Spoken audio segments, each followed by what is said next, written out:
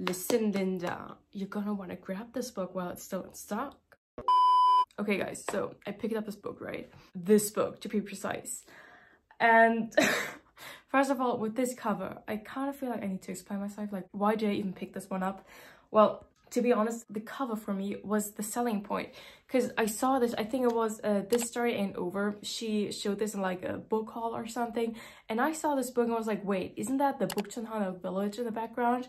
And yes, it is. This book takes place, at least in parts, in Seoul. And that is kind of like the Seoul selling point for me on this one. Because I learned Korean. I am, well, I guess interested in Korea, and I'm always looking for books that take place in Korea, because what I really want from a book is like for it to take place in Seoul and give me like a lot of detailed description as to the city, like parks, streets, cafes, restaurants, museums. I want all of that. What I want is like a Seoul city guide, but make it fiction. And that's what I hope this would maybe give me, because I saw that was going to take place in Seoul, and that kind of was the selling point for me. Because I did a like reading 7 Korean books video before, for which I did like a lot of research, like researching books by Korean, American, Korean, anything else authors.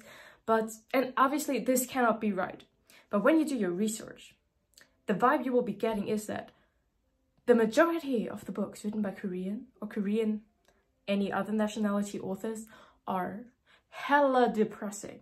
Like, honestly, try to find a book with like a lighthearted plot. It's almost impossible. Or like, it was almost impossible for me when I did research for that other video. And all the 7 books I read for that one, by the way, I read them in like a row, like 7 books back to back, and they were all hella depressing. I did not feel well after I made that video. So now I'm like, whenever I hear about a Korean something else author's book that takes place in Korea, I am kind of interested, especially if I kind of know that the plot is not going to be 100% depressing about war, grief, death, misogynism, and all of those fun topics. So that's why I decided to give this one here a try. Because the thing is, I am not a romance lover, like a romance novel lover, and I'm also not into teenage fiction, and I think this is going to be a YA romance book. So from the get-go, not going to be my thing, but if it's still going to be able to give me like these, well, Seoul city vibes that I'm kind of craving for, hell, maybe I will end up liking this book. But okay, what do you need to know about this book? So apparently the premise is this. We start off in LA, not Seoul, and our main girl protagonist, she's a cellist, I think, and she's taking herself and her life as like this classical musician very seriously. There's probably also like some pressure by her parents, etc. involved, but she's like very studious, like the typical good girl. She's always studying, focusing on becoming the world's best cellist and all of that. But she apparently allows herself one night of freedom in LA, possibly Koreatown, I'm not sure, where she meets this guy, right? And they, well, probably not hook up, but they have like this great night together and end up kissing, I suppose, and that's that though. But then we jump into the future a couple of weeks or even months, and she and her mom have to go to Seoul, to Korea, because her grandma is sick. And only then she finds out that this guy she had like this one incredible night with happens to be part of the biggest K-pop boy group in the world. Like, imagine you just casually running into a BTS member, having like a night of fun with them, and not knowing that they're a part of BTS, and only later finding out. That's basically the premise of this book. So my predictions for like the further plot are like, once she realizes that he's like this K-pop star, I mean, they're gonna run into each other again and gonna start seeing each other again, but obviously like his company guidelines are actually forbidding him to do that, and they're gonna get in trouble for that, and there's probably gonna be some sort of ultimatum, like, if you continue seeing this girl, we're gonna kick you out, that kind of thing. But yeah, we're gonna see where this is gonna head. I would be greatly surprised if there were like any twists and turns. I did not right now like foresee. Oh yeah, and like of course in the end they are gonna end up together, because like maybe it's gonna be revealed that he always wanted to be like something else, and he only got kind of like pressured into doing the whole like K-pop idol thing, and then he's gonna be happy when he can actually leave his company and be with her and like fulfill his dreams or something like that. Or the company, like, they're gonna be fine with it and they're gonna allow them to date, and he can be a K-pop star and she can be her cellist self, and they're still being allowed to date or something like that. Hell, I don't even know. But yeah, I'm gonna film a little reading vlog while I will be giving this one a try. Why I romance? I haven't done that in a long time. Let's go. I already like though that when you take off the dust jacket, like the actual cover is still there, and it even continues to the back. That's the Bukchon Hanok village. But let's see if the cover ends up being the best part about this book. Is that a prediction? I don't know. I don't know. Let's find out. I mean, because honestly, the title being XOXO, my expectations are low. I mean, are they gonna end up like only texting each other and always ending like their messages with like XOXO? Shit, this ain't Gossip Girl right here, so... By the way, first prediction already correct. They meet in Koreatown, because the first line says, Jae's karaoke sits at the center of Koreatown. Okay.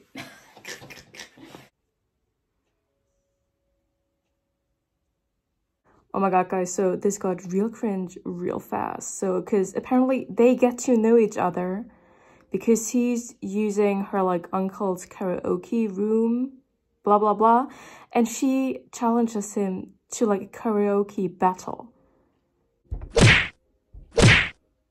And apparently XOXO is the name of, well, what I strongly suppose is his K-pop boy band group.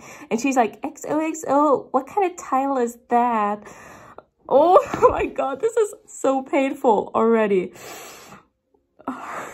By the way, I changed, as you can see. If you believe I walk around like that, like in a last scrim all day long, you're naive. It's kind of cute, but also not. Okay, so things are actually proving pretty fast. So now, wait, her name is Jenny and his name is Jaewoo or something like that. And anyway, they had their night together. By the way, it was all PG-13 to the T, like nothing happened. She met him at like this karaoke bar. They met each other again on the bus. Then they had like some food together at a Korean street food festival. And then they took some pictures in like a photo booth. That was it. So like all really innocent. And then like they exchanged phone numbers, and he told her that he's going back to Korea that night really spontaneously. And ever since then, she has not heard from him because she has been texting him a bit, but he has never replied back to her. So she's kind of sour about that, understandably. And now we have kind of, but like the same night that she met this guy, her mom got ear that her mother, so like our main girl's grandmother, has colon cancer back in Korea. And she will be joining to be there for her in Korea for like a couple of months. But not right this moment, but like she met him in like November, and now they will be moving to Korea to be with her grandmother in March. So some time has passed. He has not been texting back to her. She's wondering why. But yeah, now we're already in Korea. I like how things are moving pretty quickly, because the other book I'm reading right now is moving at a excruciatingly slow pace. So it's nice to change it up a little.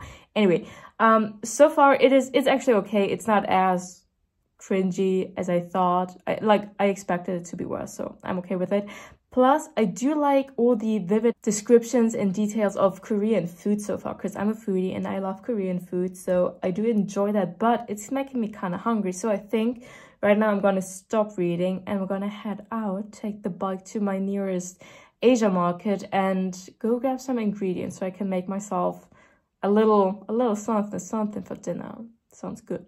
So now at like a school uniform dresser, whatever, she meets apparently 2 more K-pop idols that she does not recognize. There's like a bunch of screaming girls outside the shop, but she still can make the connection. Honestly, homegirl ain't that smart.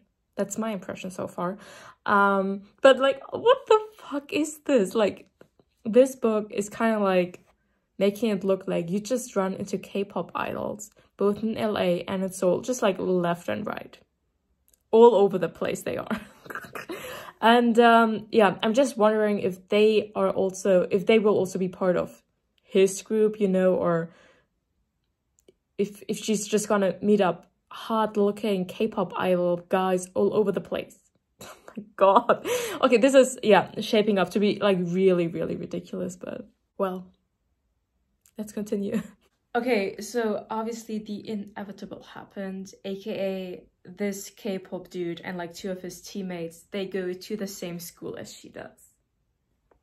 Obviously, they're all going to the same performing arts school because she's like this cellist, right? And in that school, as most people there are like trainees or are waiting to audition for like K-pop companies and such and so forth, they are all super gorgeous, super talented. Sounds horrible if you ask me. Anyway, plus obviously her roommate is a bitch. And she apparently also has some connection to someone of like this XOXO group, which most likely is going to be him. Maybe, probably our main girl is going to think, oh yeah, by the way, she has figured out that he's a K-pop idol at this point, finally, honestly. Probably she's gonna suspect that her roommate and him, that they're like dating or something, when really they will end up only be cousins or something like that. I'm sure there's going to be some miscommunication like that. Plus, them going to the same school, of course, also explains how they're now gonna see each other a ton. Because first of all, I was like, okay, she's moving to Seoul, which makes it more likely that she's running into him again compared to her living in LA and him being in Korea. But still, like, Seoul, it's a 10 million people city, like, but okay, they go to the same school. Now I am actually gonna head out to the Asian supermarket and I'll continue this later. Okay guys, I'm taking a dinner break. I'm watching How I Met Your Mother and eating, like, I made a very makeshift manduguk. Yeah, I'll just try it. I hope it's okay. Ich war so nah dran. Wie schnell nach oben bringt. Kommt Leute, das wird toll. Wir zwei kommen erst drauf, wenn ihr schon schlaft. Und wenn ihr aufwacht, bin ich schon weg. Also, du schiebst da oben. Okay friends, it is the next day and here are my final thoughts. So this was way better to read than I had anticipated. Like, I expected this to be way cringier, so I'm actually quite pleasantly surprised by how this one turned out. I mean, obviously we have our typical romance tropes such as miscommunication and jealousy, and all of that is happening in here, but fortunately the author never over-exploited those kind of tropes and like made them unbearable. Everything resolved really quickly if there ever was like miscommunication or something like that, because I hate it if like stuff like that is going on for chapters on chapters, etc. So yeah, I guess this is your, well, I guess typical, I don't know, it's the first one I've read, K-pop idol fan fiction as you could want it to be one. Though, let me warn you, this is very much K-drama approved, aka this is PG-13, like a kiss, that's the extent of the sexy stuff that's happening. This ain't one of your little smut fanfics that you can find on the internet. This is like a very PG-13 K-drama style K-pop idol fanfiction as you can find it in the bookstores. Plus, I can also quite happily say that this book actually delivered on the like Seoul, Korea vibes that I was craving. There were quite nice descriptions of both Koreatown, still in LA, and also Seoul and the Korean countryside, because they go on like a field trip at one point or something, that I quite enjoyed. Plus, Korean food also is very nicely detailed in this book, which I liked. So to summarize this in the undying words of Queen Hey It's Faye, listen Linda, you're gonna want to grab this book while it's still in stock. I think this would be a perfect Christmas present for all the K-poppies in your life, be that a sibling, a friend, a cousin, or even a parent. It doesn't even matter, but if you know someone who's like deeply involved in the like K-pop idol industry, part of like a fan club or something like that, they will probably really enjoy this book. That's basically everything I have to say. I hope you got something out of this, and I'm going to see you in the next one. Bye!